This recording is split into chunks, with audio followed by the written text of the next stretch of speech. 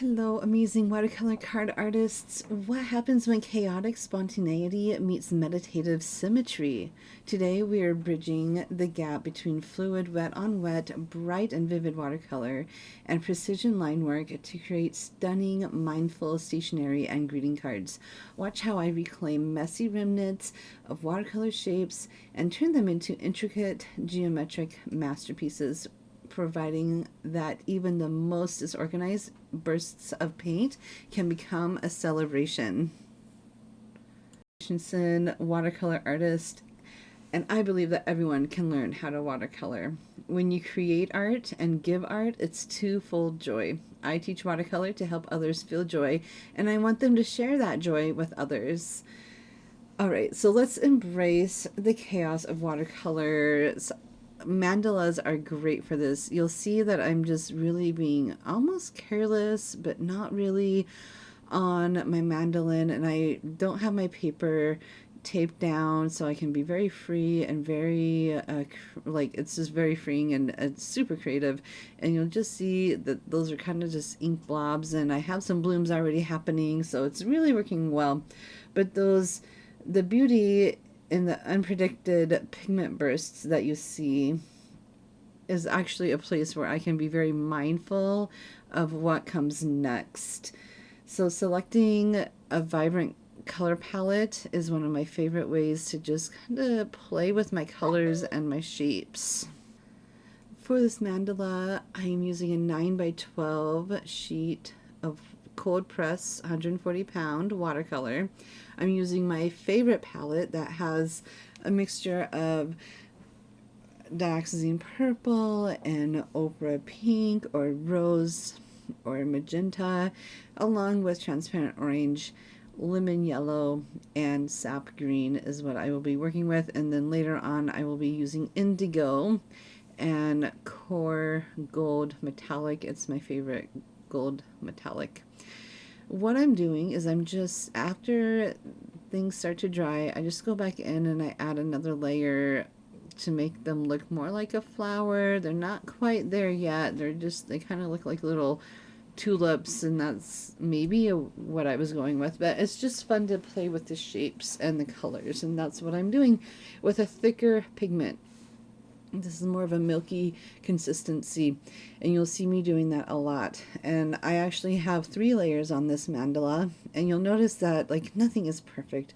This was just me having fun, and what a fun morning it was while you watch me just kind of paint and make my lines. I wanted to share with you that this is one of my favorite ways to practice on a bigger sheet of paper. We usually paint smaller, but it gives me a lot of freedom to just paint on a 9 by 12 and be so happy and be free.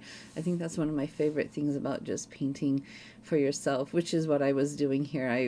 I thought I'll just paint something fun and silly and let my little artist kind of do its thing, and so I did.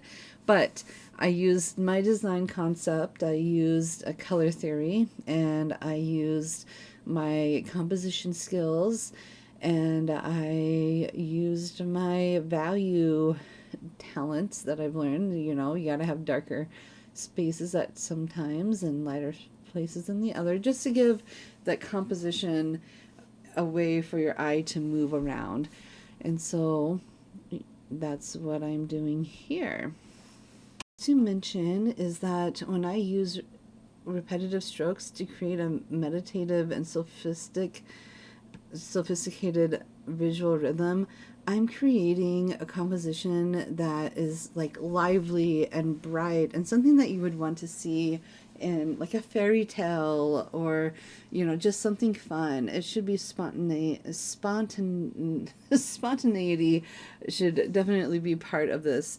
So here's the dark indigo. I love dark indigo with the center of the florals, and I couldn't really tell when I was painting if those were going to be tulips, so I just made a center that reminded me of like a poppy. And so maybe they're more poppies than tulips, but it's just fun to paint, you know. If it's fun, keep doing it. If it's not fun, walk away from it. That's usually my best advice. I would also like to note that when I am painting these flowers, less is more. I don't do every single dot, but I do love having that spontaneity to just kind of do my own thing. And so I let the flowers speak to me on where I think the little dots should go, the stamen part of the, the center part of the flower, and then go with it. And the other thing that I love about mandalas is the therapeutic simplicity that goes along with it. It's in a circle, and circles and ovals bring a lot of calm into your life. Whether you just paint circles or you're painting in a circle, it just brings a lot of calm into your life. And that's what I love about mandalas. And I think that's why mandalas are so popular right now.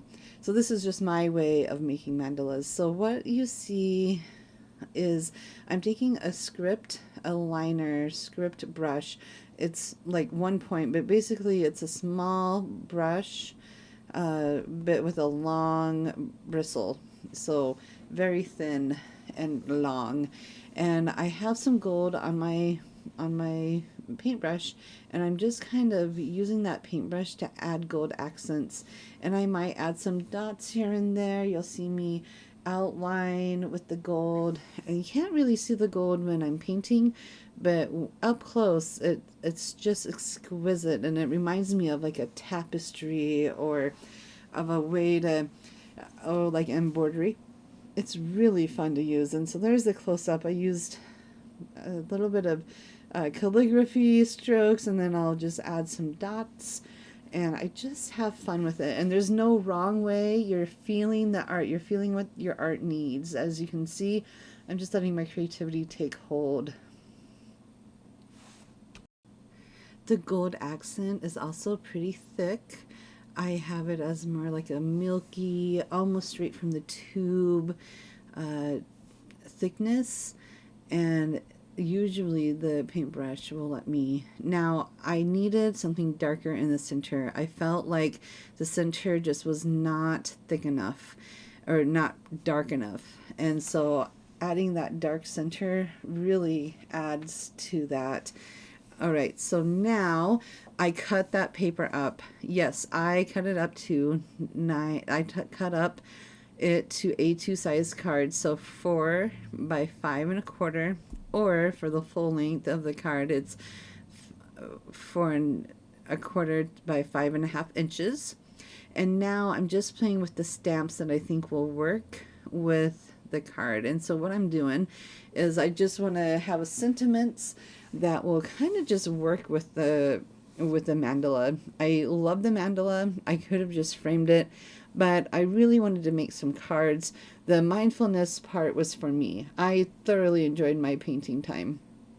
Now I can play around with my composition skills and make them into cards.